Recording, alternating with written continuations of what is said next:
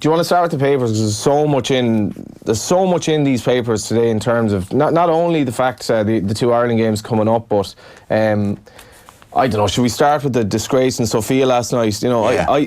I went to bed quite early in advance of this show, and I was in bed about 10 minutes. In England, I think we're 2-0 up, but the fireworks started in Dublin 8, so it was like the worst possible accompaniment to going to sleep. But I woke up to see that nobody was talking about the fact that they'd won 6-0. I know.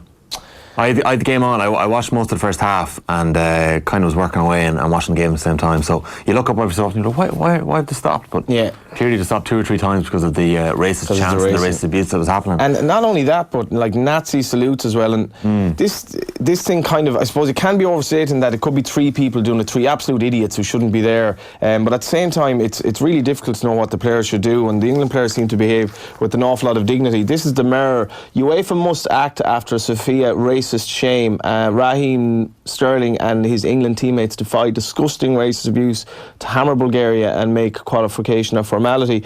Moan all you want. McCarthy ignores the begrudgers and sets sights on win. This one's very interesting, Tommy. Ryan Giggs and Daniel James have been slammed for exploiting concussion rules. Can you explain what happened there? Yeah, that's an interesting one. Actually, while you were holding up the Irish mirror there, we had the English version up on screen and had kick him out on it.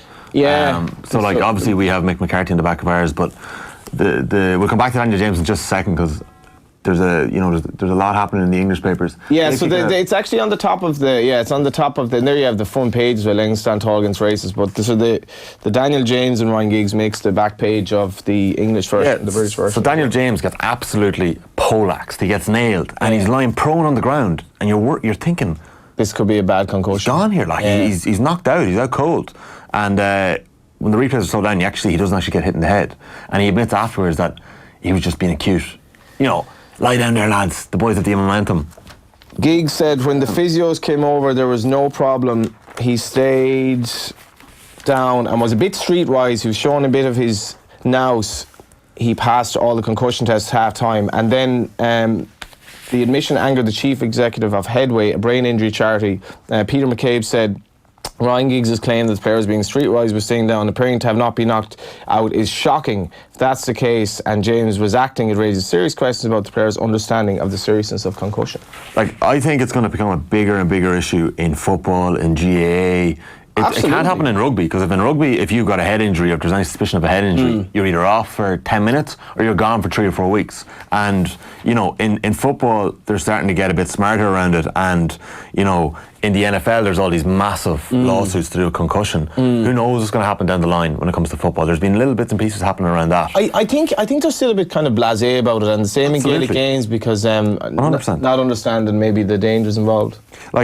I know for a fact that if I'm in a game of football and a team have a run on us, it's said to you when you're under 12, and it's still said to you now, lie down. Lie down, yeah. And how do you get a referee to stop a game? You lie down and you hold your head. Yeah. Every referee is going to be looking at me now thinking there's nothing wrong with that lad. But that's just the way it is. It's a fairly benign, dirty art in terms of just killing the game a little bit and giving yourself a bit of respite. I think any manager with a bit of cop on would probably be inclined to say the same thing. I would agree with Ryan Giggs that perhaps Daniel James is being streetwise, but you know what wasn't streetwise? Admitting it afterwards. That's the thing. What are you doing? Daniel James has been booked twice this season for diving, even though he might not have dived those times. But managerial naivety on the part of Giggs. Absolutely. What do you have there? So at the front of the Telegraph, which leads with disgusting the scenes in Sofia last night as the Euro qualifier stopped twice after sickening racist abuse and Nazi salutes directed at England players. They also have some Rugby World Cup quarter-final stuff. And then I've got the Irish Sun. And there's a great photo of Mick McCarthy and a great headline too, getting snappy. We heard him with Richie earlier on. And Mick kind of has that demeanour, doesn't he? He does, he's very gruff. But it's around the media, he's quite a nice and personable man in general. Yeah, but it's kind of likeable because he's not putting on a show. That's just what he is, That's who he is, but he's had a lot of. To me, he's putting on a positive spin after Georgia, but he does have serious questions to answer, I think, after that performance, because to me that was a game we need to be targeting a victory in more so than tonight. Absolutely. We're playing against a team who literally can't score. Yeah. It's like on a night out where everything goes well for 2 hours, but you can't score at the end of it. And they're like that. They do everything right. They never look like scoring. We never look like scoring. But at least if Connolly were on the pitch earlier, he had 2 chances when he came on. That was 13 minutes, and we have to be a bit more gung-ho. Like, give it something. They're not going to score unless we make a bad mistake. And to be honest, I didn't have a major issue that he didn't start him. But with 55 minutes, 60 minutes on the clock, get him in there. Absolutely. Not 77. And on that very note, the Irish Examiner, which is an absolute bumper sports supplement today, starters orders, Connolly ready to lead Ireland attack, says McCarthy. And I just want to mention a couple of other things in the Examiner today. One of them is a tribute to Aidan O'Brien, which we'll pay our own tribute later on because he turns 50 tomorrow. Which happens to be my girlfriend's birthday as well, which means I won't forget her birthday. But Darren Norris counts down Ireland's Aidan O'Brien's 50s greatest moments, which is a nice little feature. And I wanted to call you on this one, Tommy, with your Gaelic Games background. And I think this is very much nail on the head territory in terms of the Galway hurling position. On page 16, who would be mad enough to take the Galway role? And that's in relation to the county board are apparently trying to get a mediator involved such that Noel Larkin and Franny Ford will kind of come back and say, we actually want the job. Donnacha Boyle has a bit on it in the back of the Indo as well, the latest in the Galway job. It's such a mess. And it's crazy because they've been so close to winning multiple All-Irelands over the last couple of years, and they've been doing so well under Donoghue, and it's all fallen apart in the off-season. As you mentioned, players to have voice after Ford and Larkin reject Galway job. Seems to be a bit of intransigence. That's John Fallon in the back, and Donnacha Boyle then assessed the mood ahead of special Congress. I think John Fallon is talking about the fact that the players are going to probably do something against the county board, because the county board are like, we're not going anywhere. Oh yeah, but we should also mention Daniel MacDonald. I find this quite interesting. McCarthy, it doesn't feel like we're one win from the Euros. Ireland boss can't understand why his excitement isn't shared. So it's kind of a recency bias here, because we would have taken this at the start of the group. We would have taken the fact that Switzerland have dropped 5 points against Denmark. We would have taken the fact that Denmark dropped 2 points in Georgia. We would have taken the fact that we are in this position. But the reality is we've been outplayed in sort of 3 games, really. We've sort of fluked 2 draws and probably could have beaten Georgia, but we've scored 6 goals. We've barely scored from open play. We really struggled past Gibraltar. So it's kind of, and also the fact that we would have taken this position, but we wouldn't have taken it before Georgia, if that makes sense. And that we wouldn't have taken a draw on Georgia. No, they're absolutely not very good. But it's part of the problem that the grass is greener. This succession plan has been put in place, and we all are getting really excited about this under-21 team. Some of whom, a lot of whom, might not really make it as professionals. They might have really good careers in the lower leagues. Absolutely. They might not be Premier League stars. They might not be even Championship regulars in years to come. Absolutely. And we are getting so excited. And I'm getting really excited. Jason Malumphey is one of my favourite current players at the minute. Really? Oh, I think he's fantastic. My favourite thing about him is that he tweets tackles, that he nailing lads and tackles. He laughs at it. Yeah, it's brilliant. Did you see Brian Kerr last night for the game? Both he and Kevin Kilbarn were talking about this before the England game. I hear enough of Kevin. I don't tune into him very much. I'm only joking. Kevin is great, but we don't see much from him anymore with his dancing responsibilities. He's too busy. Yeah, all his Instagram stuff now is to do with dancing. Very interesting. If people aren't following Kevin Kilbarn on Instagram, he's worth checking out. You're talking about a man at Aidan O'Brien's age who's looking really well.